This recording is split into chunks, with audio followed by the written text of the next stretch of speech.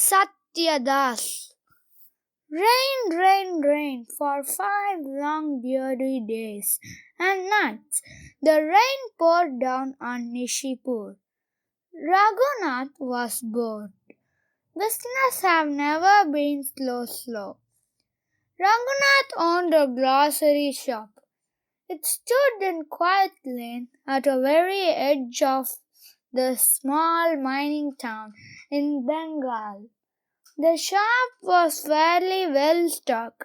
There were rice, pulses, salt, cooking oil, onions, potatoes, muri and bataza.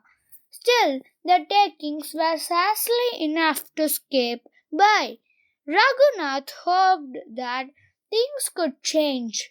He did not expect to do well as the all others. They ran the old grocery store in the neighborhood. Their shop sold everything from tinned milk to mosquito nets. But he could not understand why his sales were lower than some of the other shops. He was polite to his customers. His goods had never overpriced. He never tried to palm off stale stuff, as it was had barely enough to make money. He had to support himself and his wife Yamuna and pay young Bishu's wages. Bishu was lame. He had been hired to do odd jobs around the shop. Raghunath often ended up doing the most of the work himself. Darkness was already falling. Raghunath sat watching the rain drip into the shrubbery outside his shop. The cows huddled under the branch of the trees, trying to stay dry. The waterlogged lane was deserted. "You had better go home," said to Bishu. "Don't get returned. You'll catch a chill. Cover your head." Bishu waged a sheet of torn polythene around his head and set off into the gloom. It was almost the closing time. Raghunath began his evening prayers. Suddenly, a movement in the shadow came up to his room. A man stepped out of the grey drizzle. The stranger, the unkempt, chin unshaved, he carried a black feathered umbrella in one hand and a wooden box in the other. From his right shoulder hung the cloth bundle. He wore a grimy dhoti. His frayed back coat over his shirt and had some button missing. He had been medalled in several places. His slippers were worn out. "What do you want?" asked Raghunath. The stranger put down his box. "Can I get some puffed rice here, Babu?" he asked. Raghunath nodded. "But it won't be good. Muri tends to get soggy in this weather." "Well then, some chira and gur will do." The man set down his belongings on a rocky old bench. "Where are you from?"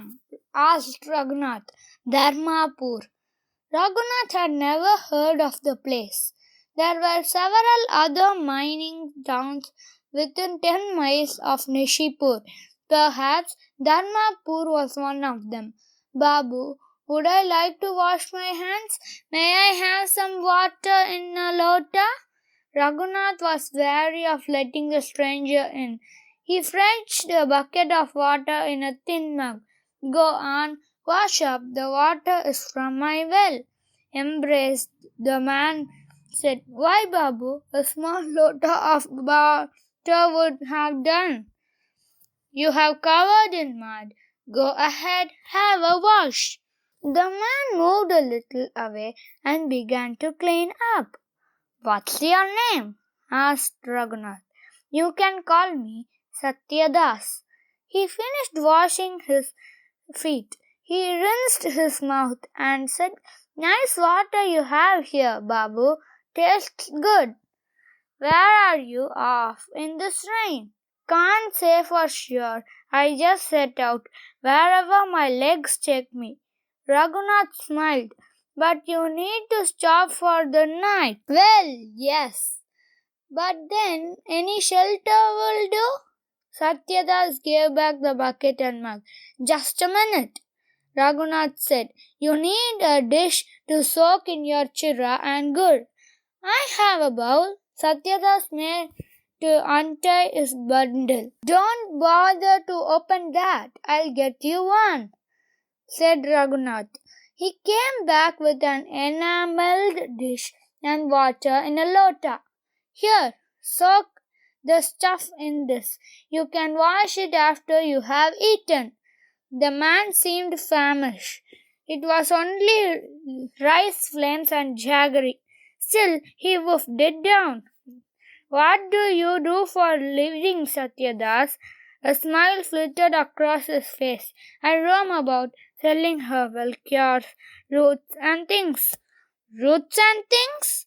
Herbs to cure sharpened bites, snake bites, old wounds, industrial, rheumatic pain. Are they any good for snake bite? I have seen a few cases. Their roots are no good. Snake venom is of different kinds, Babu. These are herbal cures are no good if a snake is very poisonous, but they work for less deadly ones.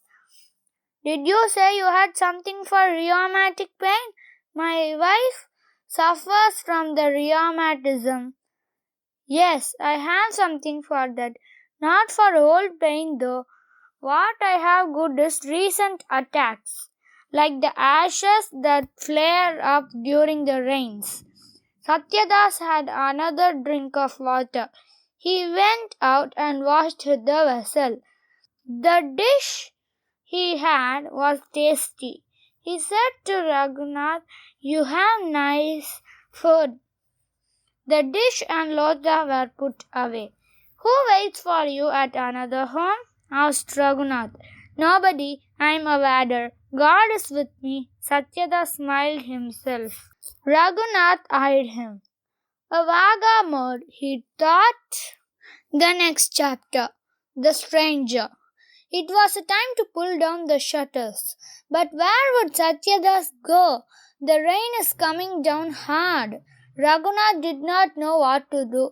He could not send him out in this weather, nor he could keep his company until it cleared up. Satyadas, it's raining again. You can't leave. You had better wait here. I have to go in. It is time for my evening puja. Satyadas jumped up. Oh, no. I'm keeping you from your prayers. I'm so sorry. I shall leave. Where will you go in this rain? Stay a while. Leave when the rain stops. I will be inside. Call out before you go. Then let me pay you right now, Babu. Raghunath felt a little bit ashamed. Accept money from his penniless vagabond for such small thing? The poor man had stayed here in a bad weather. He had eaten some chira. It wasn't worth more than a rupee, perhaps. Raghunath could not poorer for a loss of a rupee. Forget it. You don't need to pay. Satyadas stared at him. No, Babu, I can't allow that. Why not? It may be illiterate, but you have read the Sanskars, the old holy books. It's against dharma not to pay. They say, enough of your dharma, Raghunath said. With a brief smile, he added, all right, you win. Give me 50 paisa. That's too little, Babu. It's all I want. I shall follow my dharma. You keep yours. Satyadas firmed his pocket for a coin. Then he had an idea seemed to strike him. He began to undo the rope around his box. Pay me later, Raghunath said. There's no hurry. No, Babu, please. Satyadas now opened his box. There were some strange things inside. Tiny paper packets, glass bowls, a pair of tumblers, small black balls, a size of diamonds, a stick, some color handkerchiefs. He rummaged about a bit and pulled around a black cloth pouch. As Satyadas opened the pouch, something fell down. A gold coin? Satyadas didn't notice, but Raghunath did. When did this poor pelder got hold of a gold coin? Here you are, Babu. He offered him the money. You could have taken a rupee at least. Raghunath still stunned. He said, no, 50 paisa will do. He took the money and looked at the box and said, try to sound as cool as possible. Quite a collection you have here. Well, this is my magic box. Magic box? I wander around quite a bit. I have to sell my wares. I attract customers with magic, card tricks, sleight of hand, a little juggling. I can turn water into different colors. You have two large shots things to earn a living. So you are a magician as well. Raghunath laughed. You are a man of many talents, Satyadas. Satyadas looked embarrassed. Oh no, sir, I'm a poor man. Nobody. If you say so, you stay here, right? I'm going in. Just let me know when you leave.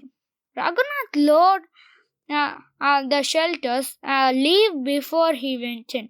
When Raghunath came down offering the evening puja, the rain had stopped.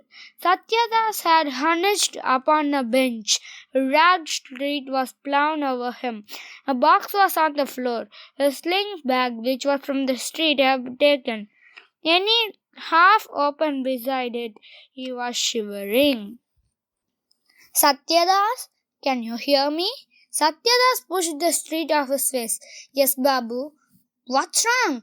Fever. I had it for the last 3 years. It comes and goes. Don't you worry, sir. I'll be fine.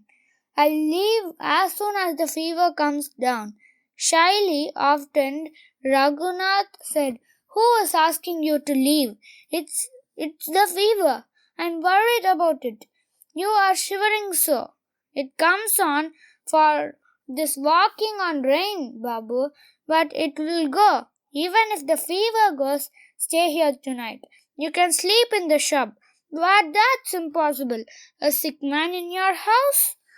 Do as I say. I'm going in now. Come back later.